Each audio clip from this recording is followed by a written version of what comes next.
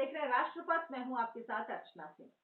Supreme court ने आम आदमी पार्टी के राज्यसभा सांसद राघव चड्ढा को राज्यसभा के सभापति जगदीप धनखड़ से माफी मांगने को कहा है। क्या हुआ कोर्ट में, और कोर्ट ने जो जो बातें कही हैं, क्या वो संसद के क्षेत्र में, उसके अधिकार क्षेत्र में हस्तक्षेप है? जो बातें सुप्रीम कोर्ट ने कही, राघव चड्ढा ने इसके बाद क्या कहा, कोर्ट में क्या हुआ, ये सब आपको इस वीडियो में बताऊंगी। लेकिन उससे पहले जान लीजिए कि मामला क्या था।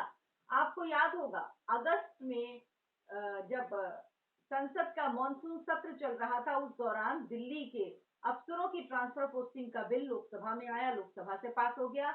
इसके बाद ये बिल राज्यसभा में गया। राज्यसभा में इस बिल को पास होने से रोकने के लिए कोशिश की गई पूरी तौर पर। सभी विपक्षी दलों का समर्थन मांगा था, कांग्रेस पार्टी से भी समर्थन मांगा था, अरविंद केजरीवाल ने, और समर्थन उनको मिला। लेकिन उसके बाद भी ये बिल पास हो जाएगा, ये अरविंद केजरीवाल भी जानते थे। इसी को लेकर राघव चड्ढा ने राज्यसभा में जो मौजूद थे उस वक्त इस चर्चा के दौरान उन्होंने चाल चली। उन्होंने जो ये बिल था दिल्ली के अफसरों की ट्रांसफर पोस्टिंग का, वो ये जानते थे कि ये बिल रुकेगा नहीं, ये बिल पास हो जाएगा। इस बिल को रोकने के लिए उन्होंने एक चाल चली कि इस बिल को सिलेक्ट कमेटी को भेज दिया जाए, ताकि कम से कम ये बिल लटक जाए कुछ समय के लिए, और सिलेक्ट कमेटी में चला जाएगा तो समय मिल जाएगा। और उन्होंने इसके लिए 5 सांसदों की बिना मंजूरी के उनका नाम सिलेक्ट कमेटी के लिए प्रस्तावित कर दिया।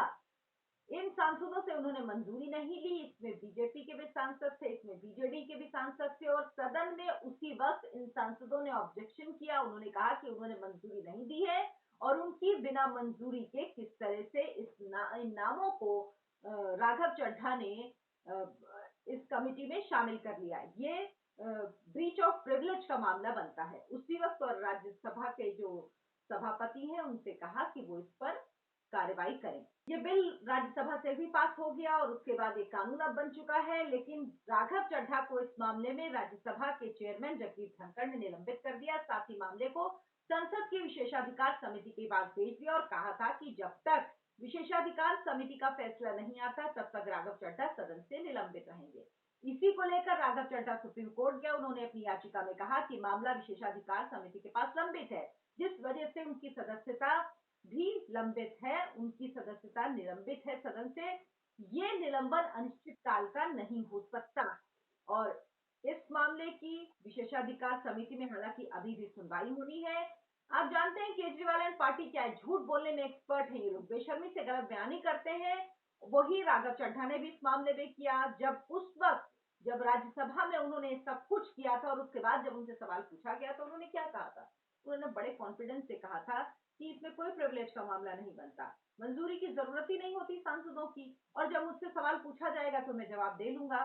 लेकिन अब वो माफी मांगने के लिए तैयार हैं राज्यसभा के सभापति जगदीप धनखड़ यानी उपराष्ट्रपति जगदीप धनखड़ से।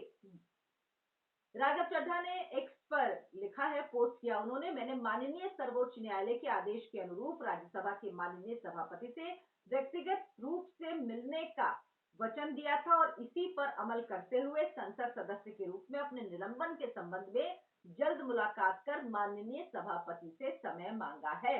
यानी मुलाकात के लिए समय मांगा, उन्होंने ये बात कही। अब ये बात राघव चड्ढा आप कह रहे हैं, लेकिन पहले इनका क्या हाल था, खूब हो हल्ला मचाएंगे, लेकिन खुद ही जब उनको लगेगा फंस गए हैं तो उसके बाद ये क्या करेंगे, तुरंत यू टर्न ले लेंगे, पलटी मार लेंगे और तुरंत माफी मांग लेंगे। तो अब वो माफी मांगने के लिए राजी। उस वक्त क्या कॉन्फिडेंस से राघव चड्ढा कह रहे थे, अगर आपको याद होगा, कि हमने कोई गलती नहीं की, जब गलती नहीं की तब आप क्यों माफी मांगने के लिए राजी हो गए हैं। कोर्ट ने जो कहा वो भी सुनने वाली बात है।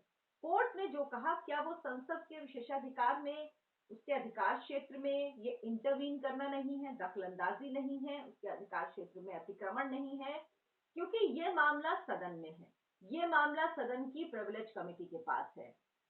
ये जो पूरा वाकया है ये राज्यसभा का है, सदन का मामला है, जिसकी सुनवाई कोर्ट में नहीं होती है, क्योंकि ये कोई ऐसा मामला नहीं कि उनको किसी और वजह से निलंबित किया। सांसदों ने ही कहा था कि विशेषाधिकार हनन का मामला, और राज्यसभा के तकरीबन सभी सांसदों ने इस बात को लेकर ऑब्जेक्शन उठाया था कि किस तरह से राघव चड्ढा ये सब कर सकते हैं। वो पहली बार भले ही सांसद बने हो, लेकिन इसका मतलब ये नहीं कि उनको कायदे कानून नहीं मालूम हो। और उस वक्त उन्होंने नियम का हवाला भी दिया था एक, उन्होंने कहा था नियम के अनुसार मैं एकदम ठीक हूँ, मतलब झूठ भी इस लेवल का बोलते हैं ये लोग जिसकी हद नहीं।